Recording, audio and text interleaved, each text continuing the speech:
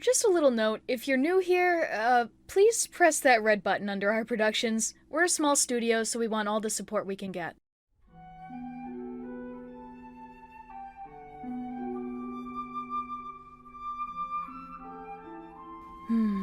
What should we review? Well, I guess it's time. What did I just play?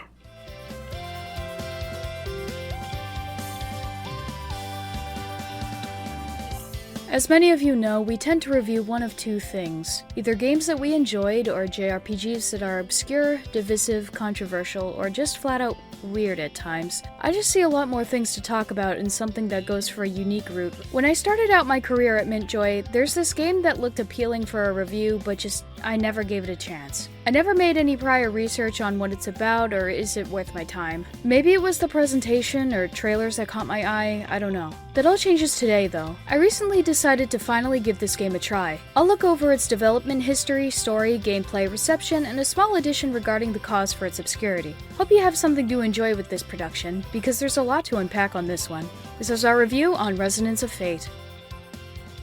Or End of Eternity, either one works.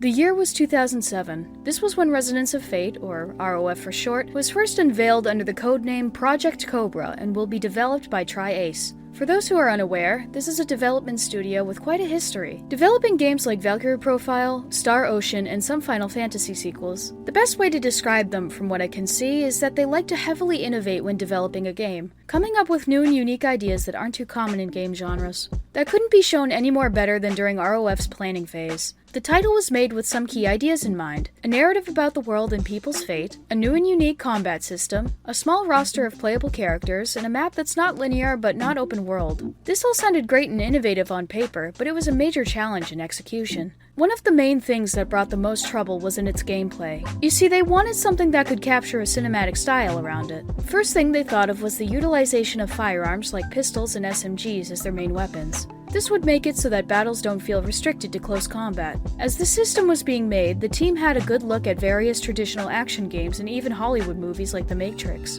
Their biggest challenge with using guns on this system was actually making it work without the use of mechanics in the first or third-person shooters. Yushiro Kitao, one of the main programmers, stated that his two goals were to create something never seen in an RPG before and design it to be challenging yet accessible. He even went on to claim that there were many adjustments on the system, some even being made at the very last minute. And this is just for the gameplay part of the project. I haven't even gotten to the story. I won't get into too much detail about it, but to put it simply, they wanted to take traditional themes about justice, evil, destiny, and give them all a unique spin. One of those adjustments was to not have a black and white hero versus villain narrative. On top of that, the setting was steampunk themed. This was for many reasons, such as making the story feel more realistic and unique compared to the competition. Actually, yeah, why don't more games go with the steampunk setting? Anyway, the story didn't seem as difficult to make in comparison to the gameplay, but mixing so many different ideas that were never done before, at least together into one, really required a lot of creativity. This was planning itself to be one of Tri-Ace's most ambitious projects yet. The amount of dedication to getting everything absolutely perfect and coming up with new ideas is insane. Nevertheless, after a couple of years, End of Eternity was released on January 28th of 2010 in Japan and on March 26th in Western regions. Initially made for the Xbox 360, but was soon ported to the PS3 in its latter half of development and published by Sega. Oh, and also it got a PS4 and PC remaster in 2018, the latter being the version I'll be utilizing for this review. You going out? Get ready to head out. You too, Zephyr. I'll be really honest with you guys, this just has to be one of the most bizarre stories I've ever seen in a game. Okay, let's not get ahead of ourselves. So, let's start with the understanding the world this game takes place in first. Resonance of Fate takes place in a faraway future. Pollution around the Earth became so hazardous that humanity built what's called a Basil. This is all controlled by a mechanical system named Zenith, who is known as a god to humanity. With the population growing more and more and the original engineers of Basil gone and nobody knew how to maintain it, cracks were beginning to form.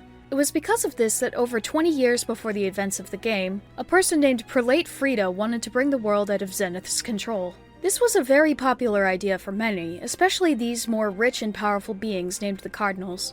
However, as people were digging for any kinds of gems to make a currency, many instantaneous deaths were made all across Basel. Because, for context, there's this crystal called quartz. It's basically the main thing keeping a person alive, so if it breaks, the person immediately dies. In fact, Frida was one of the many that were killed this way. Without any knowledge of what's going on, many assumed this was all an act from Zenith. Not exactly murdering them, but the consensus came that it all predetermines everybody's life expectancy and social status.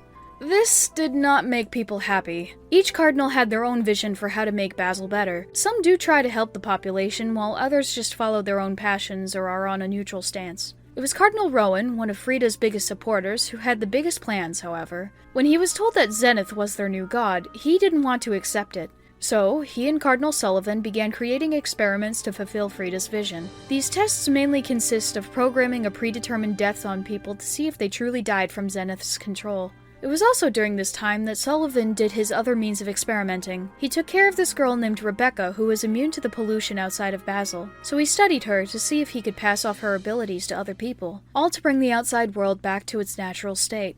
As for the main story and characters, we have Vacheron, Zephyr, and Leanne. They're a group of friends who do assignments given by the Cardinals. Some of these range from getting an item from a dangerous region to, I kid you not, one of the characters going on a date with one of them.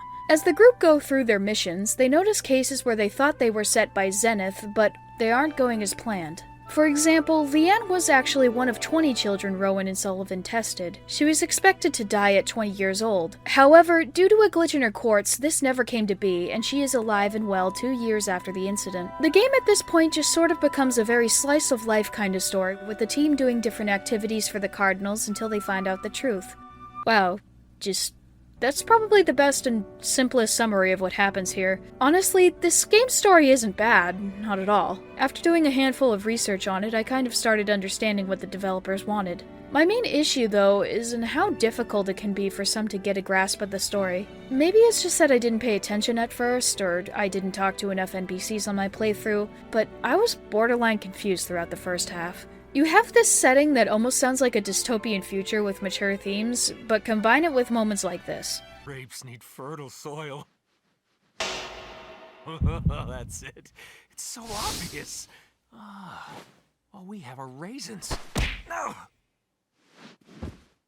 Just what? As for if putting these together is bad or not, honestly, once I read a bit of what the game wanted to do, it grew on me quite fast.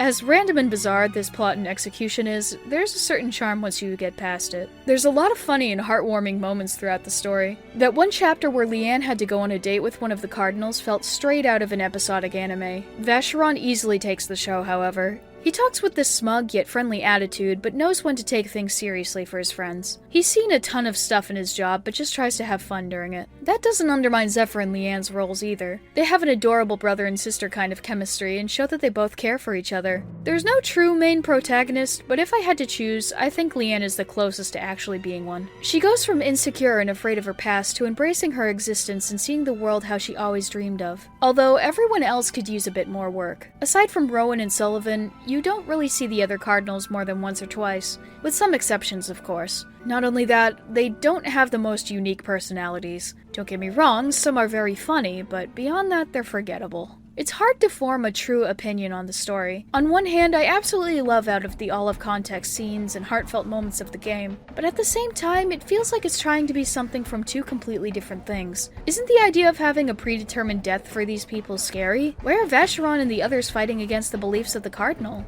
What happens if somebody actively tries to destroy Zenith? Would the entire Basel collapse? There's just so many questions that I feel would be unanswered. Yeah, you could argue that NPCs explain about their religion, but if we could get a little more exposition from the protagonists, that would be way nicer. All in all, Resonance of Fate contains a story that's very fun and charming. While it isn't one that one would expect out of an RPG, it's at least respectable for trying something unique. But the story isn't where things come to a close here. In fact, this is what the game gets a lot more attention from. When it comes to the basics, ROF is pretty similar to traditional games of its genre. You have a massive world to explore, random encounters, a leveling up system, etc. Where the game takes a massive turn, however, is with the combat. Resonance of Fate goes for a mix of both real-time action yet turn-based mechanics with a tint of that cinematic appeal. This is what the game calls the Tri-Attack battle system. When loaded into a battle, you're free to move around with the selected character. You can shoot enemies, take cover on walls, and use items if you have them equipped. Your main form of offense is through firearms, so to do any damage you need to choose a target, aim, and it'll actually load its attack. There's two kinds of firearms that you'll be using here. There's the standard weapons like pistols that will do HP damage, and machine guns or SMGs that perform scratch damage. What's scratch damage, you ask? To put it simply, it's not exactly going to make the enemy take damage, but it will make them extremely vulnerable to do a proper HP attack. Here's an example. Let's say I want to get rid of this enemy here with as few turns as possible. What I do is get my party member with the SMG, shoot it with said weapon to do scratch damage. You see how that small part of the bar went from green to blue? Now watch if I use someone with the pistol on him. That's how you'll be properly dealing damage. Pretty straightforward, but it actually goes way deeper than just this. Remember how I said you could freely move around the field and shoot? Well, yeah, you can fight strictly this way, but it's not recommended. You're super vulnerable, not to mention everything's in real time, so enemies can easily attack you before you even charge your weapon. One of the key things that this game will want you to master is the use of the hero actions. Hero actions are the ability of running from one point of a location to the next. When you're doing this, you can aim at any enemy and charge an attack on them. The extra benefit here is that you can infinitely shoot at them until you reach the new area you sent yourself to. Meaning, if you're close to dealing full scratch damage to an enemy and still have a bit left before you stop, you can shoot again as long as the gun is charged. You'll be needing to do these kinds of movements both to kill enemies faster and to hit their weak spots. There is a catch though. Performing these hero actions will take away what's called a bezel. Think of these like a life bar, but more so letting you do anything. If you don't have bezels on you, or an enemy destroys them by a strong hit, you become at your worst position. You run very slowly, can't do hero actions, and enemies become more aggressive. I personally never liked this bezel system. I just feel like it made the game way harder than it should be at times, but we'll get to that in a moment. Don't worry, however, you can recover bezels if you manage to kill enemies or stronger parts of them. But yeah, to do major damage, you'll want to heavily rely on hero actions of doing scratch damage and HP damage. Other than those two weapons I mentioned, you're also able to use other items like Molotovs and grenades. To my surprise, I actually utilized a lot of these throughout my playthrough. If you hit them just right, you can actually do significant damage to the enemy and its defenses. Last but not least in battle mechanics, we have the Tri-Attack. This is when all the three main characters work together to fully attack one enemy simultaneously. You do this by gaining these things called resonance, which you get when you make a hero action in between the other two characters on the field. You rinse and repeat this process until you have about 2 or 3 for a longer attack. With the press of a button, you get this triangle formed and you can attack one enemy with a massive barrage of bullets. This is easily one of the more complex mechanics of the game and does take a lot of time to practice due to almost everything happening in a battle. I'd suggest doing it when there's a lot of enemies and you want to get rid of them really quickly. I'm sorry I had to go into a lot of detail into this, but this is just... I kind of love it, to be honest. It's so weird, but I've never seen a battle system do something so unique before. Fighting them like this is actually really fun. It's difficult to explain. Just the idea of having to run to one location, shoot them with these flashy animations, and hitting them as much as possible looks amazing. It gives me a sense that you're a true... a true badass. And it's just super fun as a whole. Believe me when I say this is one of a kind. This doesn't even mention how you upgrade your guns. So to keep it brief, you don't exactly upgrade to new weapons, but instead you buy individual parts of it like a scope or magazine. Afterwards, you put them together in this diagram so you can do all sorts of upgrades and combinations on the gun. It doesn't need to be perfect, just something viable, meaning around the middle to the end of the game you'll have a diagram like this one here. This game offers a lot of different costumes for the main characters, which is heavily appreciated. The soundtrack is stunning, very grand and orchestral with some unique tracks to go along. In terms of graphics, it's very...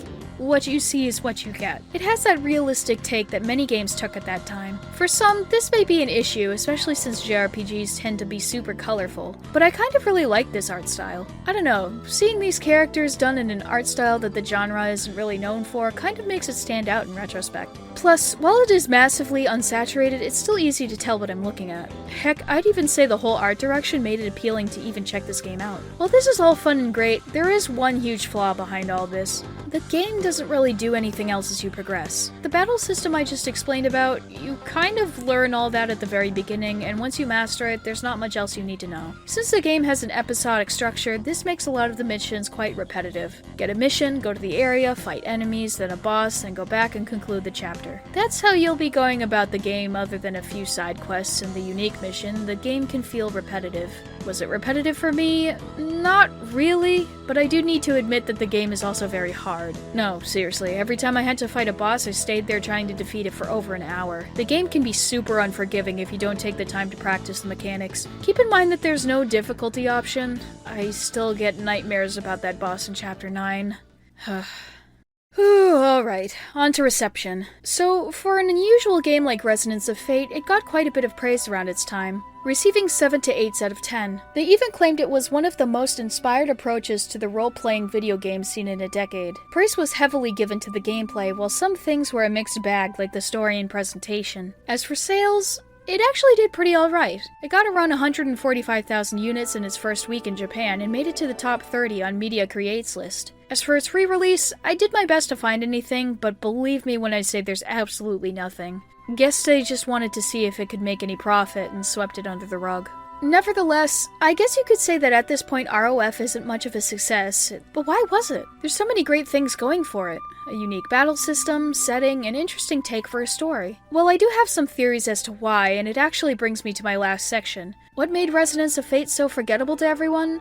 It mainly boils down to 2 major reasons. 1, the game had little to no advertising. This shouldn't be much of a surprise for anyone, but as a trend I always see in these kinds of games is their lack of marketing. Now, to be fair, this was released in a time where anime in general was very niche and not what the Western market exactly wanted, but I won't excuse that in its re-release. If you're going to give your title another chance, take this as an opportunity to see what went wrong with the first time. You could have gotten new fans who never heard of it with a little more effort. And as for the last reason this game isn't known as much as it should be, all I can say is this was a nail in the coffin for ROF.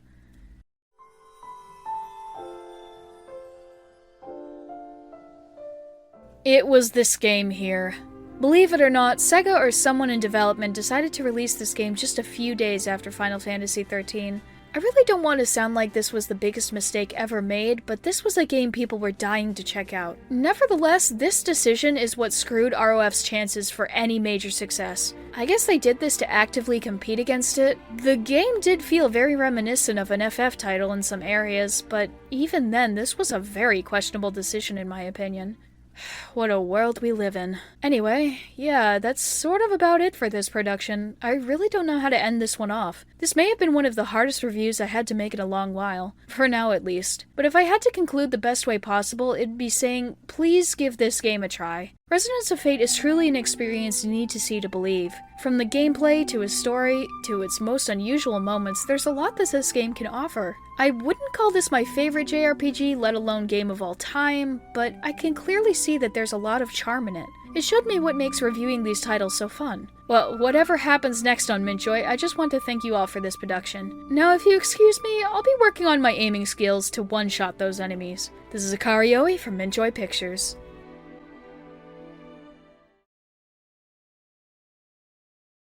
Right now, Persona 6 is one of those games that everyone seems to be talking about, but nobody really knows anything about.